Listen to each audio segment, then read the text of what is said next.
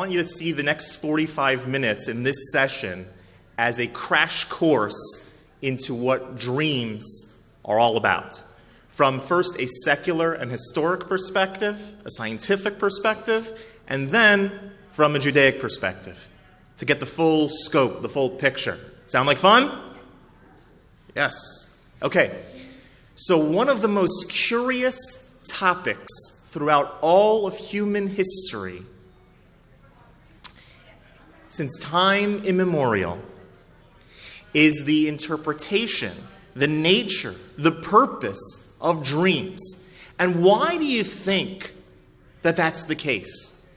It's not surprising that that is the case, because the average person spends 25 years of their life asleep. Think about it. The average person, average age is 75. You sleep 8 hours a night. That's 25 years of your life. 6 years of that are spent dreaming. So it's no surprise that dreams have fascinated people since the beginning of time.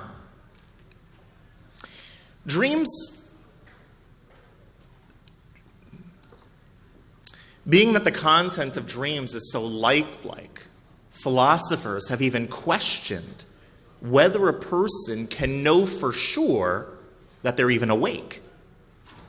And this idea, there's no real grounds that you can say that a person is awake. Think about in your dreams. You ever have a very vivid dream where you're engaged in something and you can really smell the smells and taste the tastes and see the sights? You feel like you're really there. How do you know that the life that you're living in real life, that's real life, and that your dream world is dream life?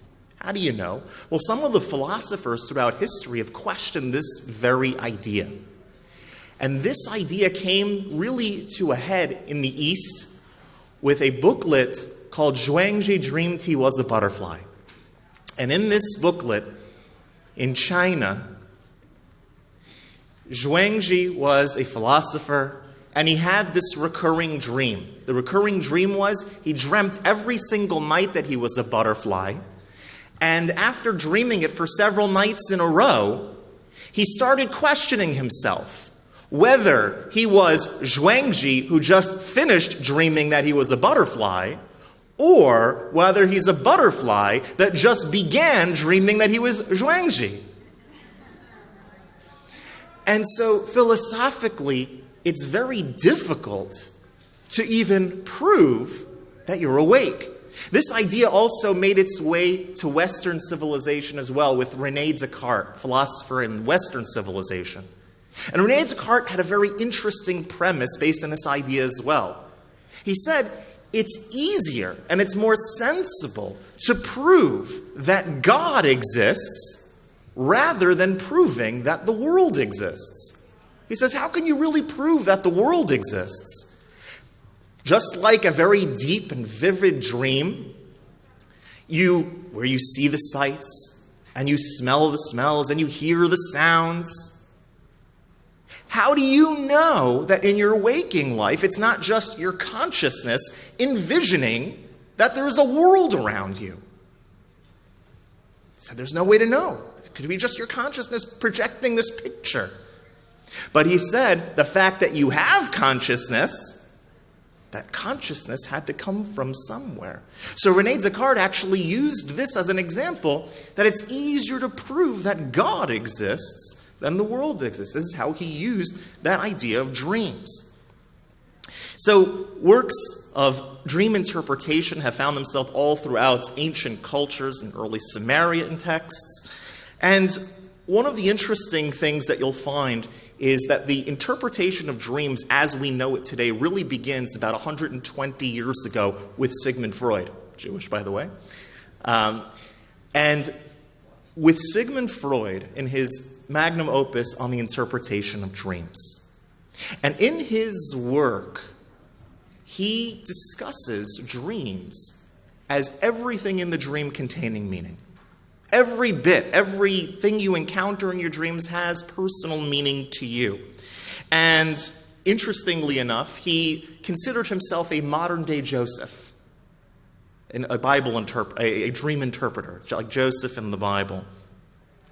And Freud claimed that every part of a person's dream has significance, and it's an expression of their innate desires and repressed feelings that they had throughout the day. Now, as we know, many of Freud's perspectives have been overturned and disputed over the century, but his followers, for example, Carl Jung, Alfred Adler, other psychologists throughout the 20th century have made similar stipulations.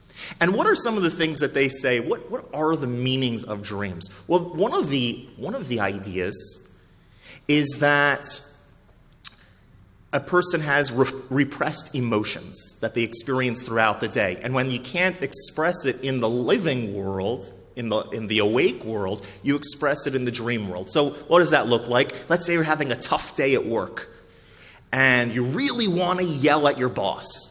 And so you have all these emotions that you really want to express and you feel you need to express, but practically speaking, you can't because there might be some negative results that you don't like. So Carl Jung, for example, says that the dream world, dreams are a mechanism in which you can utilize, which you can express repressed emotions. So you would be able to yell at your boss in your dream without experiencing any sort of negative consequences. And then there are some in the psychological world and in others that are studying dreams that say dreams are really relatively insignificant, that it's just a matter of taking your short-term memories and transferring them into your long-term memories. It's a way like your brain is defragging, is filtering all of the thoughts and stimuli that you experience throughout the day. And the truth of the matter is, many of our dreams are actually like that. They're an expression of what took place in our day, what's going on in our day, what emotionally we are experiencing in our day, what sights and sounds we've seen throughout our day. There's a lot of times that we experience something in our day and we're not even aware of it. Every time we turn on our smartphones, we see an article, a picture, our brain doesn't even consciously register that we're seeing that picture. Or that we're walking in the supermarket and we hear a song. We're not even realizing. You ever come to the end of the day and you have this song in your head? Why is this song in my head? Like, little did you know that when you were walking in the supermarket, that's what was playing in the background. So we're constantly exposed to all sorts of stimuli throughout the day.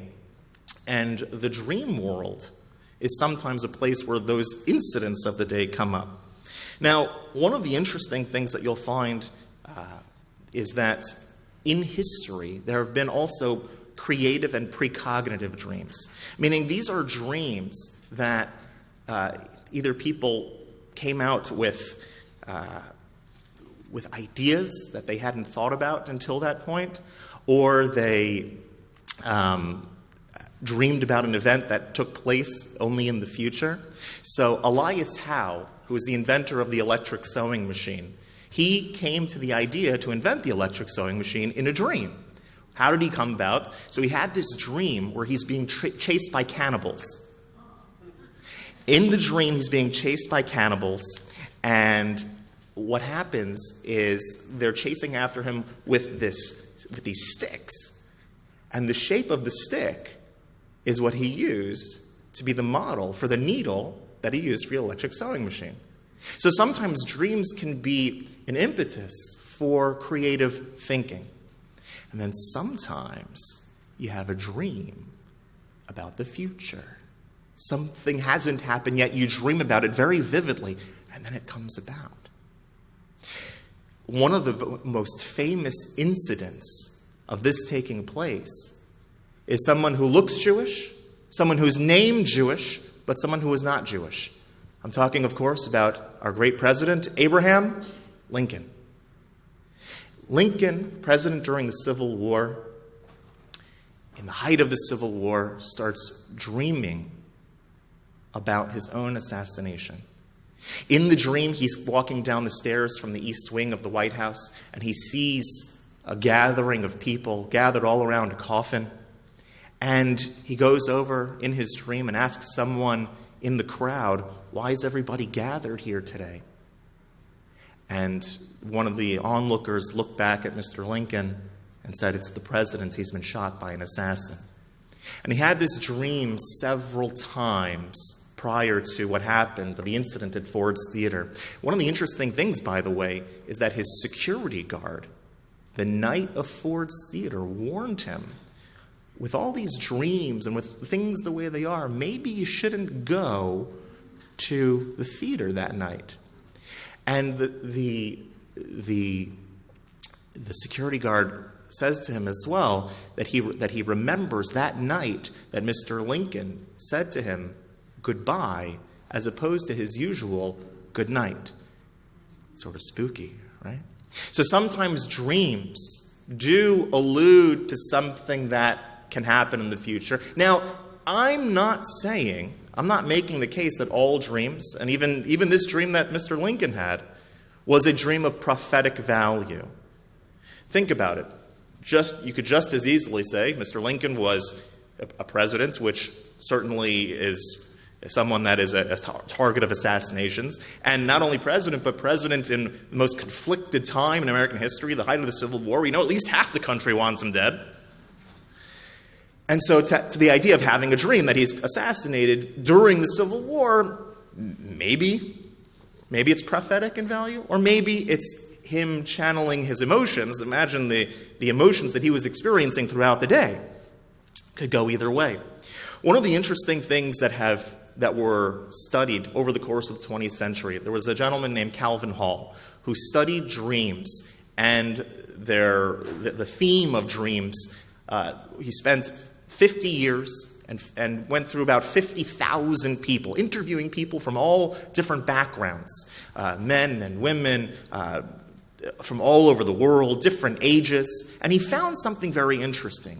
He found that most people tend to dream about the same things. Right? The people involved or the situation, the exact dynamic of the dream is different, but as far as what they're dreaming about, the concept of what they're dreaming about, it's basically the same things. Anyone know what the most popular dream in the world is? Close. Close. Close. Those are all popular. All popular. Being chased. The most popular and prominent dream in the world is that you're being chased. And you always realize in that dream, by the way, that you can never run really fast. You're always kind of running in slow motion. It's a weird thing. And so what modern dream interpreters say that this dream represents is a person being, in their waking life, having a feeling like they're being pursued. It could be by an individual, like their boss is pressuring them and chasing after them. It could be something that's going on in other relationships. It could be an idea, something's chasing after them that they're trying to get away from, that they don't want to be a part of. And that's how it expresses itself in the dream world. Another very popular dream is, of course, the dream of falling. Right? Falling. That you're falling from a high place, or that you're drowning. And this, again, is a way in which your emotions throughout the day process themselves in your dreams at night. So modern dream interpreters will say something that, well, it's a reflection of what the emotions that are going on in your daily life. So if you feel like you're falling or you're drowning, meaning like you feel like emotionally you're drowning, like you're overwhelmed in your daily life, whatever that is in your particular life, that might express itself in the dream state. And so since these are all emotions that everyone experiences in one way or another, that is put into a pattern by your brain and conveyed in the dream, and it's a way of sort of like alleviating some of that tension. Some of the other very popular dreams are where you arrive at either at the airport, and you don't have your ticket, or you don't have your license. You feel like or you come late, you miss the train, you miss the bus, whatever it is. Again, these are instances where you feel perhaps you missed an opportunity in your waking life. So we find a pattern that some of the most popular dreams are expressions that your brain can project of emotions that you're experiencing in your waking life. Another one I must mention, right, and then we'll move on to the Judaic perspective. Another popular dream that you show up in public not fully dressed, right? Or underdressed. Either you're completely unclothed, and it's always kind of puzzling. I actually end up like that. But or you're dressed in pajamas. You're very either significantly underdressed or you're not dressed at all. And so this is an expression. Modern dream interpreters will say that this is an expression of that perhaps in your waking life you feel like you overexposed yourself emotionally. Maybe you shared something too personal with somebody that you kind of regretted. Like, maybe I shouldn't have said something so personal, so deep, so exposing about myself. And again, that sort of shows itself in the dream world as overexposing yourself. And so dreams have a tremendous significance as well in our Jewish tradition. And I want to spend some time going through some of the ways in which Jewish perspective, Jewish literature has addressed dreams. Because on the one hand, we see many instances in the Torah and in Jewish tradition where dreams carry significant meaning, even prophetic value, something given to us by the angels. Many times in the Torah text, you find dreams having significant meaning. And then other places in Jewish literature where dreams are just whatever happened during your day. They're kind of brushed aside as a result of the food that you ate or other instances that happened throughout the course of your day. So which one is it? Well, it's a little bit of both. The vast majority of our dreams today, especially, are dreams that are expressions of something that was going on in our waking life, a song that we heard, a picture that we saw. Because we're so overexposed to different stimuli, the vast majority of the dreams that we have are something, we may not even be aware of it, that we were exposed to that during the day, but it shows up in our dream somehow, somewhere. Rabbi Nachman of Breslov said something very interesting. He said there are two ways in which a dream expresses itself. Either it's an expression of the food that you ate or things that went on during the day, or it's from the angels. And he says it's interesting that the word Michael, food, and the word Malach, angel, have the same letters, just rearranged. So he says he uses that as a demonstrator of what the dream world is like. Either it's Michael, it's like from the food you ate, meaning from outside influences, things in your waking life, or it's from the Malachim, it's from the angels.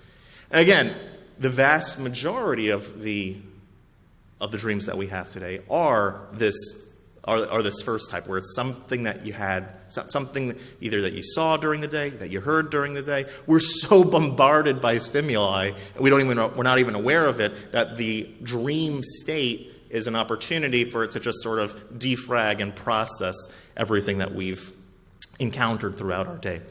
But let's delve into the potential prophetic value that dreams can have as expressed in Jewish tradition.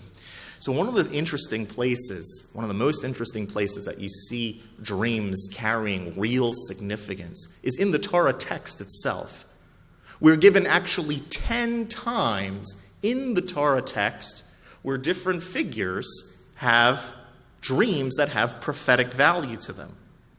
And so you find, obviously, you have Abraham, and you have Avimelech, and you have dreams where Jacob is dreaming with the ladder that goes into the heavens with the angels going up and down. Joseph is known as Joseph the dreamer, and Joseph attains his status in Egypt by interpreting the dreams of Pharaoh. First, he interprets the dreams amongst his brothers, and then later on in his life, when he's in Egyptian prison, He becomes viceroy through interpreting Pharaoh's dreams. So we see certainly that there are instances, many instances, 10 in fact, in the Torah text where dreams are given prophetic value. Now, something Kabbalistic to take note of in the Torah text is that in the Torah text, the root word for dream, chalom, the word for dream is chalom. So the root of that is ches lamed mem. In the Torah text, the root for the word dreams appears 48 times in the book of Genesis, and then another 7 times throughout the rest of the Torah text. 48 times just in Genesis, and then 7 times in the rest of the 5 books of Moses. One of the interesting things the Talmud says is that there were 48 prophets and 7 prophetesses. And so that correlation between dreams and prophecy is embedded in the Torah itself. One of the interesting things that you'll find also is that when is it that we read these incidents of the dreams, these prophetic values that are given to dreams, with Joseph interpreting the dreams? What time of year do we read those?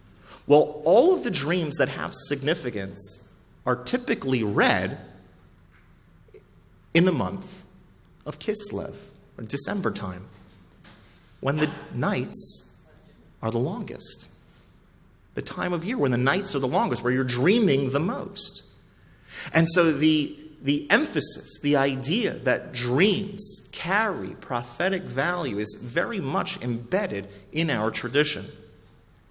The Talmud mentions many times, in fact, towards the end of the tractate Brachos, there are pages and pages that are allocated just towards interpreting dreams. If you dream of a camel, this is what's going on. If you dream of X, Y, and Z thing, this is the meaning of it. Now again, because of our status today, being 2,000 years removed from that time, not only over-engaged and overstimulated in so many ways, but also that our spiritual stature has declined significantly since Talmudic times, we can't necessarily open up a tractate brachot and say, oh, well, I dreamed about a camel last night, so this is exactly what... and plus, who dreams of camels these days anyway? But the idea is that dreams are given meaning and have meaning in our tradition. Another interesting thing that we find, the Talmud says that a dream that has not been interpreted is like a letter that hasn't been read. And another fascinating idea along those lines is that a dream follows the interpretation of the mouth. Meaning, if a person dreams about something, it's not for good or for bad. The good or bad result that comes about from it is the way in which it's interpreted. So, there were some people who were hesitant in telling their enemies bad dreams that they have, lest they describe it or interpret it in a bad way, and then that bad way kind of comes into actual reality. And so, dreams follow their interpretation. Dreams follow the mouth. And what's interesting is that in Hebrew, in numerology, in gematrias, the word chalom, dream, has the numeric value of 84. The word peh, mouth, has the numeric value of 85. So the dream is followed by the mouth. First is the dream, then the mouth, the interpretation of what that dream means is how it actually comes into fruition. There were people, and this is something that is halachically permissible, fasting for a bad dream. Person had a bad dream back in the day, when people were at a higher level, person dreamt a bad dream, they would fast in order that that dream wouldn't come into fruition. It's an amazing idea. In fact, there are 2 methods prescribed for someone who had a bad dream to avoid it coming out in a negative way. Number 1 was this formula that's if you look in the Siddurim, if you look in the prayer books that are a bit older, The modern ones don't even have it anymore. But if you look for about 60 years ago, 70 years ago, there is a small passage for the amelioration of dreams, for the canceling of bad dream. And so basically what it entailed is if somebody had a dream that was worrisome to them, they would gather a few of their friends. It was almost like Hataras Nedarim, annulling vows before Rosh Hashanah, where you say, I've had such and such a dream, it was bad, you don't have to go into the details, just that I dreamt a bad dream, and your three friends say, it should be good for you, it should be good for you, it should be good for you, and then it comes out good. You don't have to worry about that dream anymore. Another way, and this is something we can still do today, so I'm going to teach you a little trick, a little tool you can use. If you ever have a bad dream that really doesn't settle right for you, and you want to get rid of it, any chance of it ever happening, anything bad ever happening from it. First of all, the Lubavitcher Rebbe says that in our generation, you don't have to be concerned about fasting for dreams or about being too concerned about the dreams. But if you are, if it's really just gnawing at you and you're really concerned about it, I'm going to teach you the trick to get rid of it all. Any bad effect that could possibly come from it. It says that during the blessing of the Kohanim, during the blessing of the priests on the holidays, we outside the land of Israel only make the priestly blessing where the Kohanim come to the front and they make the blessing on the Jewish people. We only do it during the holidays, but during that time is an auspicious time to cancel out any negative effects of dreams. And you ask yourself, why? In fact, if you look in the prayer book, during that, when the Kohanim, when the priests are reciting that blessing, in the prayer book, the congregation is following along in a certain paragraph. What's the nature of the paragraph? If I've dreamed a dream that's damaging, let it be canceled. Right?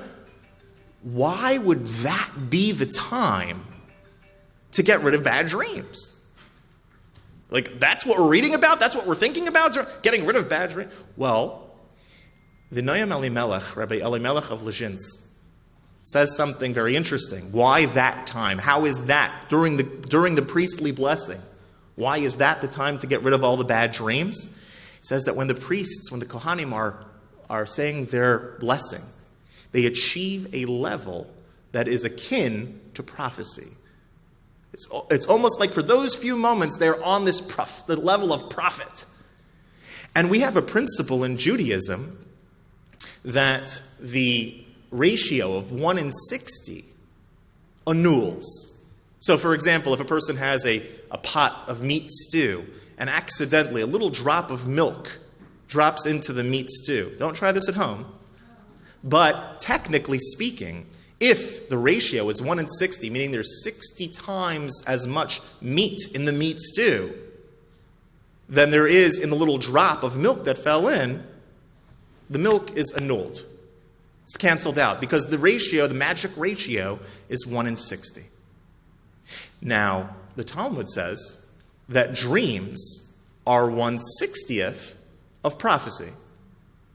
And so during the time of the blessing of the Kohanim, during the time that the priests are up at the top blessing the Jewish people, and they are now conveying something that is akin to prophecy. So any dream that you might have had, and dreams are 1/60th of prophecy, is annulled in their presence. And so when you're standing there in front of the Kohanim, in front of the priests reciting their blessing, any potential negative effect that would have come from a dream is completely annulled. That's the magic. That's how it works. And if it's in your kishkas, you're bothered by it, a dream that you had, and you're really worried about something happening, first of all, you shouldn't be.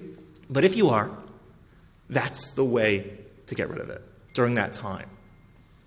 And outside the land of Israel, since we don't have that on a daily basis, just in the shul, when the chazan, when the one leading the prayers in the morning, when that person is saying when that person says it in the Amidah, you can have concentration during that time as well. There were people throughout the Middle Ages, great scholars and sages, who actually had what we call dream questions, a shailas chalom. a dream question. And these were people who prepared themselves in a very righteous way with certain rituals, and they would ask questions that they had in Torah study in the dream world to the angels. Again, this is something, don't try it at home. This is not for, I'll speak for myself, not for me. Maybe someone in this room or many people in this room are on that level. It's not something I try at home. And they would ask not for the winning lottery numbers for that Friday night, but for places where they were stuck in their Torah study. And we find an interesting volume called Tshuvas Min HaShamayim, which means answers from heaven. And it goes over 70 answers that Rabbi Yaakov of Marvich obtained in the dream state. Answers that he got to old Talmudic debates. Very interesting. So what practically can we derive from our dreams today? We said that we're not necessarily on the caliber to experience the dream state in what it was originally intended or its ultimate. Well, there are several things that we can glean insight to today. One of the interesting things and interesting differences that you find between the waking state and the dream state. In the waking state, everything runs according to order. Right? With nature, in fact, you would call it a timeline. Right? Where there's a past, a present, and a future. In the spiritual worlds, there's no time, and there's no place. Place, space, time, those don't have any bearing in the spiritual worlds. In the dreams, as well, we find a similar thing, where time and space don't really play any significance. In other words, there's no past, present, and future in your dream. When you get into a dream, there's a past already built in. You don't say like, hey, how'd I land up here? You just go with it. You just that's the starting point, and there's a whole past built in.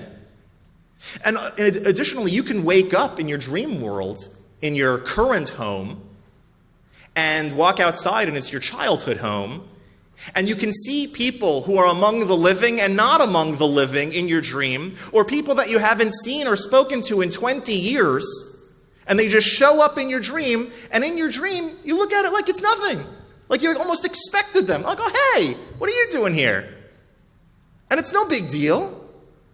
Meanwhile, in your waking world, you haven't thought of this person in 20 years. You went to camp with them 20 years ago, or 40 years ago. And they just show up in your dream, and you're like, oh, just like it's a normal thing. So space doesn't make it. You wake up in your current house. You go outside in your childhood home. Everything is fine. Time and space doesn't make a difference among the living and not among the living. It's all the same. So a dream is a glimpse of what the spiritual worlds are like, where time and space doesn't hold that much. There's a very practical thing that we can glean from our dreams, then I'll take some questions. Being that a dream, aside from the high spiritual and prophetic value that dreams can possibly have, a practical thing that we still can learn from our dreams is sort of a spiritual assessment, an emotional assessment of things. Perhaps if you're dreaming or on a regular basis about a particular incident or about a particular thing, like we discussed in the beginning of this session, where you're thinking it's one of these ways in which your emotions are processing themselves in your waking life. If you keep dreaming about something, it might be a good indicator to reflect in yourself about perhaps there's something in my waking life that needs correction. Maybe something I've been brushing aside for a long time, haven't dealt with, I'm not dealing with. I kind of just got used to it. But it keeps showing up in my dreams. This emotion that is being conveyed is something that I can't shake. I keep dreaming about it. I don't want to dream about it necessarily, but it keeps coming at me. Maybe that is a good indicator in your waking life of an area that you may want to address. Repressed memories, repressed emotions that maybe you had never thought to deal with, maybe you were afraid to confront, but if they're showing up in your dreams, it might be worth in your waking life addressing those. They can still be a calibration of your emotional and spiritual life. Even if they're not from the angels and just a processing of your emotions, they still have spiritual value and significance that practically we can use even in our times. I'd like to close with a thought before we spend some time, about 10 minutes or so, taking questions. There was an individual who asked the Rebbe, the Lubavitcher Rebbe, why did Hashem create us as creatures that need to sleep? What a waste of time. Why couldn't God just create us as creatures that don't need sleep? We said at the beginning, right? If a person lives 75 years of the life and sleeps 8 hours a night, that's 25 years of life. Even half of that. 13 years, 12 and a half years of your life. What a waste of time. Why couldn't God just like he made food, we need food, right? Give us coffee, give us more coffee, and we never have to sleep ever again. Why did God create us that when it's natural, it's built into our system, especially in the nighttime, that when the sun goes down, so do we. We go down to sleep. Why does it work that way? Why did God do that? So the Rebbe answered something very interesting and very practical and real for the significance in our own life. The Rebbe said that without the idea of sleep to separate from day to day, there'd be no concept of tomorrow. So you ever have a day in your life where you really just said, I wish this day would end? I'm sure no one in this room has ever had a day like that. There are incidents that happen to us. There are moral failings that we might do that we say, oh my gosh, I just can't wait till this day is over. And what would happen if we were created as creatures that didn't sleep? That day would never end. And we'd be confined to that day. We'd be confined to that state of existence forever. So the Rebbe said that Hashem had mercy on us and created us as creatures that need sleep. And again, different people require different amounts of time or whatever, but just that there's a time of day that you go down and you start fresh. It gives the opportunity for tomorrow. If a person failed today in work or in morals, tomorrow can be different. Tomorrow is going to be better. And so with this, we're here at an amazing retreat with amazing lessons and amazing food as well. And everyone comes here for an opportunity to recharge, an opportunity to take in not only spiritually but physically as well. But it's not something that should end when the retreat ends either. It's something you got to take into tomorrow. The last day of the retreat, you have to say, I'm not leaving all my spiritual attainments behind. I'm bringing this into tomorrow. So any time in our lives that we want to change, any situations we find ourselves in where I wish things could be different, you have the gift of tomorrow. You have the gift that is facilitated by sleep. Thank you very much.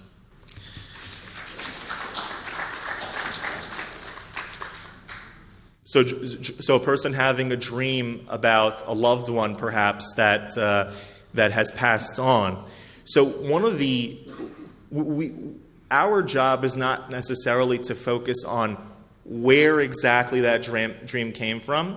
Our job is to take that almost as a gift, to take it as a gift and to think, perhaps, how in my waking life can I transfer those good feelings, let's say, that I had. Let's say a person dreams about their grandmother that has since gone into the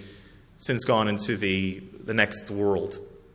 And you wake up and it was so real and it felt like almost you were getting a visitation. In fact, some people like to call a dream that they had with a loved one a visitation. The practical element that we should take out of that is, how can I, in my waking life, engage and put forth some of the things that I had gained from that experience, that I had gained from my grandmother. So let's say there were lessons that I learned from my grandmother that I would like to express in the waking world. We should see it as a gift, as sort of an opportunity that we can recharge our connection in a way that we don't ordinarily get to do. The question was, as you age, are there differences in the nature of your dreams? And so if the dream that a person is having is based on sort of expressing the emotions that are going on in their waking life in the dream world, the emotional experiences that, let's say, a teenager has and the senior citizen have might be very different. There's a lot of insecurities that young people might be facing, a lot of emotions that they're encountering throughout their day, either in school or at work or whatever it is, that if someone is retired, just the nature of their life, their waking life, is a bit different. And so the nature of their dreams might reflect that as well. Like I said, in our generation, to begin with, we don't have to be overly concerned. One of the things in the gift of tomorrow that we have in utilizing and interpreting any negative dream that we might have is to say, okay, well, that was a very challenging dream experience, and so I'm going to add something good in my day today to sort of recalibrate, to balance out that energy and get that renewed perspective. We shouldn't worry, and we should encourage telling our children not to worry about the nature of their dream, nightmare or whatever, that it's actually going to take place. Click subscribe to see more exclusive content for the most sought-after Jewish speakers, teachers, and thinkers.